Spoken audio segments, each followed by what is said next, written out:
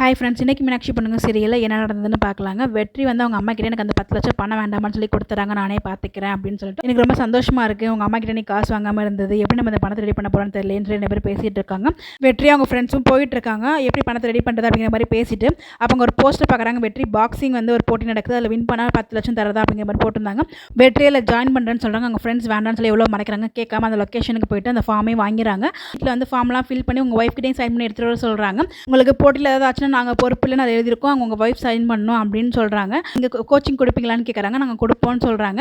இங்கே போக நம்ம வீட்லேயும் ட்ரைனிங் பண்ணணும்டா அப்படின்னு சொல்லிட்டு வீட்டில் போய் நல்லா ட்ரெயின் பண்ணிட்டு இருக்காங்க. அவங்க அம்மா என்னடா பண்ணிட்டு இருக்கீங்க அப்படின்னு சொல்லி கேட்டுட்டு இருக்காங்க.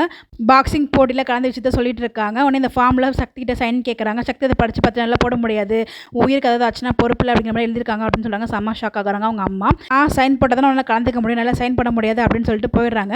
வெற்றி வந்து ப்ராக்டிஸ் பண்ணிட்டு இருக்காங்க. கோச் சொல்கிறாங்க, என்னப்பா இவன் சின்ன பிள்ளைத்தனமா எதுவுமே காலை வாங்க மாட்டான், விளையாட்டுத்தனமா எடுத்துக்கிறான் அப்படிங்கிறாங்க. அவங்க ஒய்ஃபை நான் மீட் பண்ணணும் அப்படின்னு சொல்கிறாங்க. அவங்க ஒய்ஃப் வந்து இதுக்கு ஒத்துக்கல, அவங்க சைன் போட மாட்டேன்னு சொல்லிட்டாங்க அப்படின்னு பேசிகிட்டு இருக்காங்க. இந்த பக்கம் வெற்றி வந்து பார்த்தீங்கன்னா ஜிம்லாம் போயிட்டு ப்ராக்டிஸ் பண்ணிட்டு இருக்காங்க. அது எபிசோட் முடியுது.